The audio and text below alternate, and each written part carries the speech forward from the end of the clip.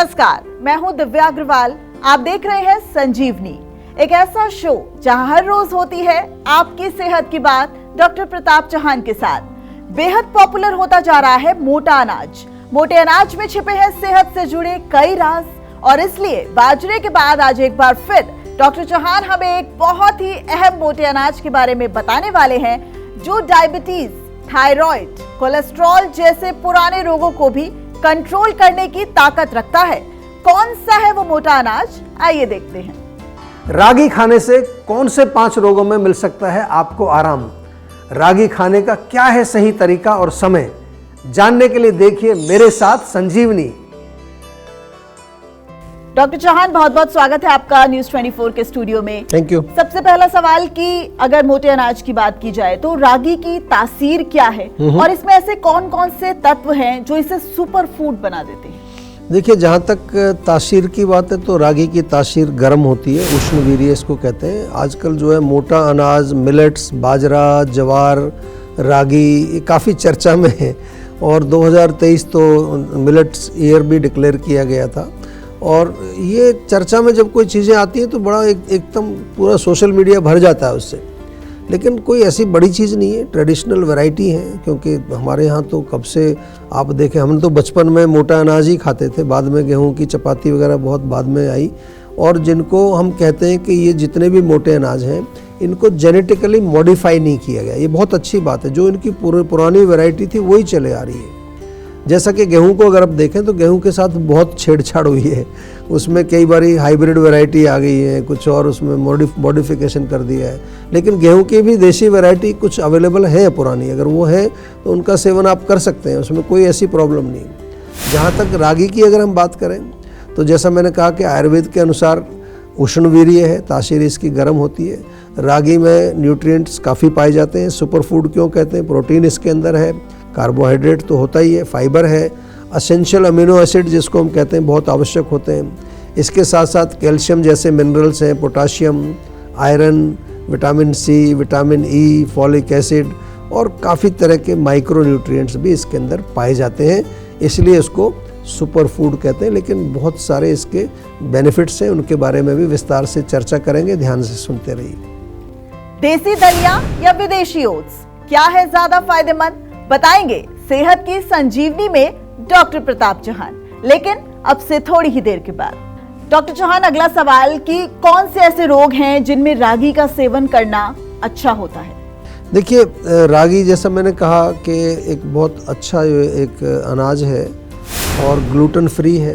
तो जिन लोगों को सीलियक डिजीज़ होती है, जिसको कहते हैं ना कि गेहूं से एलर्जी हो जाती है, सीलियक डिजीज़ उसको बोलते हैं, तो उनके लिए बहुत अच्छा है। दूसरा, इजीली डाइजेस्टेबल है और पौष्टिक भी है। और जो बच्चे हैं, बूढ़े लोग हैं, जो कमज़ोर जो लोग हैं, उनके लिए बहुत अच्छा है, आसानी से पच जाता है और ताकत देता है। डायबिटीज़ का जिक्र आपने किया कि डायबिटीज़ के लिए अच्छा है, थायराइड के लिए अच्छा है। इसके साथ साथ जो हड्डियां हैं हमारी, उसके लिए बहुत अच्छा है, मजबूत करता है उसको। कई लोगों को जो है हड्डियां कमज़ोर होती हैं, ऑस्टियोपोरोसिस का रोग उनको होता है, कैल्शियम की कमी होती है, तो वो रागी का प्रयोग करें, उनको बहुत फ़ायदा होगा। खून की कमी अगर है, अनीमिया है, या फिर जो है आपका जो ब्लड में थोड़ा सा जो है कहीं किसी तरह की जो है विकृति है, या ब्लड प्रेशर आपका ज़्यादा होता है, उसको भी कंट्रोल करता है। बालों के लिए बहुत अच्छा है, त्वचा के लिए बहुत अच्छा है, और फाइबर युक्त होने के कारण हमारे पेट के लिए अच्छा है। तो कॉन्स्टिपेशन, कब्ज़ वगैरह नहीं रहेगी, पेट साफ रहेगा। तो बलवर्धक है, धातुवर्धक है, इम्यूनिटी बूस्टर है। तो रागी की चपाती आप खा सकते हैं, रागी का चीला बनाते हैं लोग आजकल, रागी का दलिया बनाते हैं, रागी का हलवा भी बनाते हैं। बहुत तरह की काफ़ी सारी अच्छी रेसिपीज़ बनती हैं और स्वादिष्ट भी होती हैं, और घर पे बना के खाइए तो बहुत आपको इससे हेल्थ भी अच्छी रहेगी और आपको एक अच्छा पोषण इससे मिलेगा शरीर में। अब हमारे साथ संजीवनी कॉलर जुड़ गए हैं, पलवल से हर्ष अपना सवाल पूछिए। नमस्कार। हाँ जी, नमस्कार, बताइए क्या पूछना है? हाँ जी सर, जैसे कि मैं भी मेरे का 18 साल को, मतलब कि मुझे हेयर फॉल होता आ रहा है। अच्छा। ऊपर से, हाँ जी, और वाइट बाल होते आ रहे हैं। 18 साल की उम्र है केवल अभी? जी जी जी जी। देखिए, बहुत जल्दी आपके हेयर फॉल और बाल सफ़ेद हो रहे हैं, तो ये चिंता का विषय है, इसको लाइटली मत लीजिए। देख, मैं तो यही देख रहा हूँ कि जीवा में तो बहुत सारे आते हैं, आजकल युवा ही आते हैं सब हेयर फॉल की प्रॉब्लम लेके। उसमें सबसे बड़ा कारण हमने देखा कि बच्चे तेल ही नहीं लगाते आजकल बालों में, बिल्कुल नहीं तेल लगाते, केमिकल्स लगाते हैं, जेल और पता नहीं क्या क्या, बहुत तरह के केमिकल्स बालों को स्टाइल करने के लिए लगाते हैं। ये सबसे बड़ा खतरनाक काम है। दूसरा, अगर भोजन देखें तो उसमें भी पित्तवर्धक ज़्यादा, बहुत ज़्यादा गर्म चीज़ें, तीखी चीज़ें, मिर्ची मसाला। अब तो बच्चे जो है, छोटे बच्चे भी मैंने देखा है कि तंबाकू खाना, बीड़ी सिगरेट, तंबाकू, अल्कोहल, बहुत प्रचलन इसका बढ़ गया है। तो आप 18 साल की उम्र में अगर आपके बाल और ये इस तरह की दशा है तो आप ये केवल बालों तक सीमित नहीं रहेगा, आगे आपके दूसरे धातुओं को भी नष्ट करने वाला है। तो मेरा निवेदन है, पलवल में आप रहते हैं, फरीदाबाद से ज़्यादा दूर नहीं है, एक दिन आ जाइए, हमारे डॉक्टर से अच्छी तरह से विस्तार से आप बातचीत करिए और घबराना नहीं है। अभी बहुत युवा हैं आप, यंग हैं, इलाज हो जाएगा। बहुत सारे लोगों का इलाज हम करते हैं, उसमें आयुर्वेद में बहुत इंटरनल मेडिसिन कुछ देते हैं, कुछ लगाने के लिए चीज़ें देते हैं, साथ में आपको गाइड करते हैं क्या खाना है क्या नहीं खाना, ताकि आगे के लिए आप थोड़ा सा एजुकेट हो जाएं, सक्षम हो जाएं और आगे आप वो गलतियां फिर ना करें।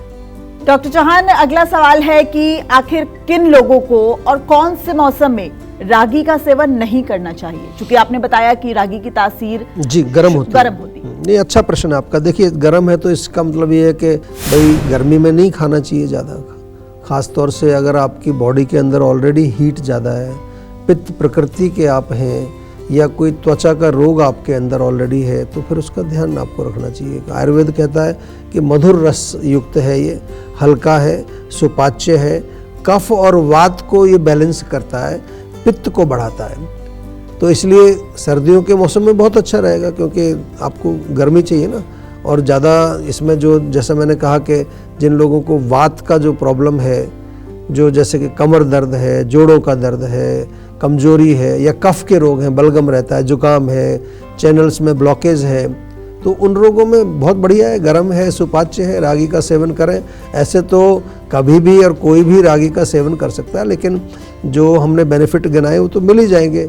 लेकिन इसके अलावा जो हम बार बार ये कहते हैं कि शरीर में अगर आपकी बहुत ज़्यादा गर्मी हो, त्वचा का रोग हो, जलन है, एसिडिटी है, कहीं खुजली खारिश है, तो थोड़ा फिर केयरफुल रहना चाहिए, उसको मॉडरेशन में लें। ऐसा नहीं कि रोज़ रोज़ ही खा रहे हैं, कभी कभार खाने से प्रॉब्लम क्रिएट नहीं करेगा, लेकिन ज़्यादा मात्रा में खाएंगे तो फिर ज़्यादा गर्मी करेगा आपको। चलिए अब जानते हैं आज का जीवा मंत्र। डॉक्टर चौहान, जैसे आप बार बार कहते हैं कि सोशल मीडिया से बहुत ज्यादा लोग अट्रैक्ट होते हैं, तो बहुत ज्यादा सोशल मीडिया पे भी आता रहता है, तो क्या सही है कि गेहूं का सेवन छोड़कर सिर्फ हम सुपरफूड या इस तरह के मोटे अनाज पर ही निर्भर हो जाएं? देखिए, सोशल मीडिया आजकल किसी को भी स्टार बना देता है, जिसकी चर्चा चल जाए। तो ऐसा नहीं है कि गेहूं बिल्कुल आप छोड़ दें। हम तो देखिए, हम जो भी बात करते हैं आयुर्वेद के आधार पर करते हैं, और आयुर्वेद ये कहता है कि आप सबसे पहले देखिए कि आपकी प्रकृति क्या है, आप उसके बाद चयन करेंगे कि गेहूं खाएं, रागी खाएं। और सिद्धांत तो यही कहता है आयुर्वेद का, आपकी प्रकृति आप देखिए सबसे पहले। उसके बाद दूसरी चीज़ जो आपको देखनी है कि आपकी जो जठराग्नि है, जो पाचक अग्नि है, उसकी शक्ति कैसे है।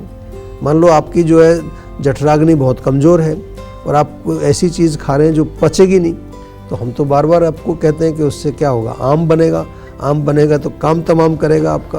तो इसलिए सबसे पहले ये दो चीज़ों का परीक्षण कर लीजिए। अब रही बात ये कि गेहूं को खाया जाए कि नहीं खाया जाए, अब हो सकता है कुछ ऐसे परिवार हैं जहाँ कई जनरेशन से गेहूं ही खाते चले आ रहे हैं, कहीं कहीं पर आप देखते हैं वो चावल ही खाते चले आ रहे हैं लोग, वहाँ चावल ही खाया जाता है, तो उनके लिए चावल जो है वो अकस्टम्ड हो गए हैं उसके। हमारे यहाँ आयुर्वेद में एक शब्द आता है, साथ में बोलते हैं उसको। साथ में मतलब आपकी आत्मसात हो गया उसके साथ। तो अगर आप जो है गेहूं खाने वाले एरिया से ही हैं, आप हैं और गेहूं खाते आ रहे हैं, तो ऐसा थोड़ी कि गेहूं आपके लिए कोई पॉइजनस हो जाएगा। हाँ, ये ज़रूर आप ध्यान करिए कि जो गेहूं की जो वैरायटी आप ले रहे हैं, वो अगर अच्छी ओरिजिनल वैरायटी मिल जाए, देसी वैरायटी मिल जाए, तो कोई प्रॉब्लम नहीं है।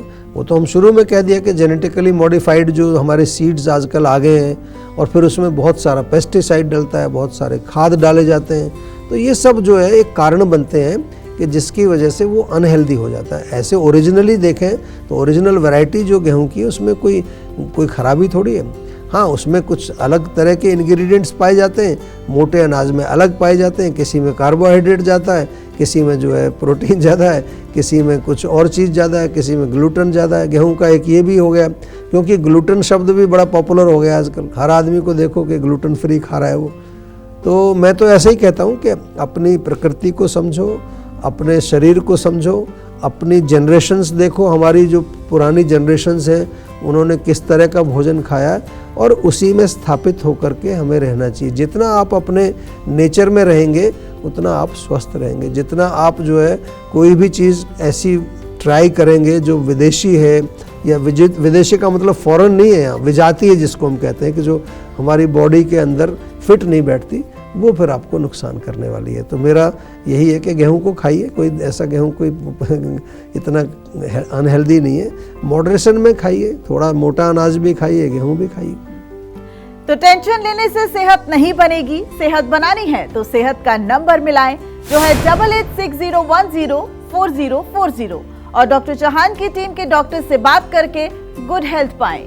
देसी दलिया या विदेशी ओट्स क्या है ज्यादा फायदेमंद, बताएंगे सेहत की संजीवनी में डॉक्टर चौहान, लेकिन अब से थोड़ी ही देर के बाद, क्योंकि ब्रेक के बाद भी जारी रहेगी सेहत की बात डॉक्टर चौहान के साथ। आप देख रहे हैं संजीवनी, सेहत की बात डॉक्टर प्रताप चौहान के साथ। अब वक्त है सेहत की संजीवनी का। डॉक्टर चौहान, देसी दलिया या विदेशी ओट्स, आप कह रहे थे कि कुछ अब ऐसा आजकल ट्रेंड शुरू हो गया है देसी और विदेशी का, तो कौन सा ज्यादा फायदेमंद है? देखिए, आयुर्वेद तो देसी की बात करता है। जो हमारे यहाँ जो चीज़ें पैदा होती हैं, आयुर्वेद का एक सिद्धांत है ये कि जो यहाँ पर पैदा होती है, जिसको हम खाते आ रहे हैं कई जनरेशन से, वही भोजन हमारे लिए सबसे अच्छा होता है। और जहाँ तक हम बात करें कि जो बाहर की चीज़ें हैं वो कई बार कस्टम्ड नहीं होती, जिसको सातवें शब्द मैंने आपको बताया। तो इसलिए मेरा आपसे सुझाव यही है कि हमारे यहाँ कई प्रकार की जो है ऐसे दलिए अच्छे होते हैं जिनको आप सेवन कर सकते हैं। और इसी तरह से जो है आजकल विदेशी भोजन में बहुत सारी चीज़ें हमने अडॉप्ट कर ली हैं, वो जंक फूड जिसको हम कहते हैं। कुछ लोग बर्गर खा रहे हैं, कुछ लोग टोस्ट खा रहे हैं। आजकल टोस्ट का ही ब्रेकफास्ट हो गया है सब जगह। देखो, हमारे यहाँ इतना वैरायटी है, आप किसी भी प्रदेश में चले जाओ, आपको कितनी वैरायटी मिलती है, सब चीज़ें बहुत टेस्टी हैं। मैं विदेशों में जाता हूँ तो वहाँ पर वो कहते हैं आप हमें भारतीय खाना बनाना सिखाइए, और वहाँ लोग हमारे भारतीय संस्कृति से बहुत प्रभावित हैं, हमारे भोजन से, हमारे आयुर्वेद से, योग से बहुत प्रभावित हैं। तो मेरा तो मानना ऐसा ही है कि जो हमारी देसी चीज़ें हैं वो हमारे शरीर के लिए भी अच्छी हैं, हमारे मन के लिए भी अच्छी हैं, और उससे हमारा जो है बल भी बढ़ेगा और विकास भी हमारा हर लेवल पर अच्छा होगा उससे। डॉक्टर चौहान, आपका इस महत्वपूर्ण जानकारी के लिए बहुत बहुत शुक्रिया। और सेहत बनानी है तो सेहत का नंबर मिलाएं और अपने कॉल रजिस्टर कराएं। जीवा सेहत का नंबर है 8860104040। अगर सेहत से जुड़े आपके सवाल हैं तो ईमेल कर सकते हैं। जीवा की ईमेल आईडी है info@jiva.com। आप फेसबुक के जरिए भी जीवा से जुड़ सकते हैं। जीवा की फेसबुक आईडी है www.facebook.com/जीवा आयुर्वेदा। और YouTube पर जीवा शोज देखना ना भूलें और आज ही जीवा का YouTube चैनल सब्सक्राइब करें जो है www.youtube.com/जीवा आयुर्वेदा। सेहतमंद रहने के लिए आयुर्वेद से जुड़ना, अच्छा खाना, अच्छा सोचना और हर रोज संजीवनी देखना बेहद जरूरी है। कल फिर होगी सेहत की बात डॉक्टर चौहान के साथ। नमस्कार।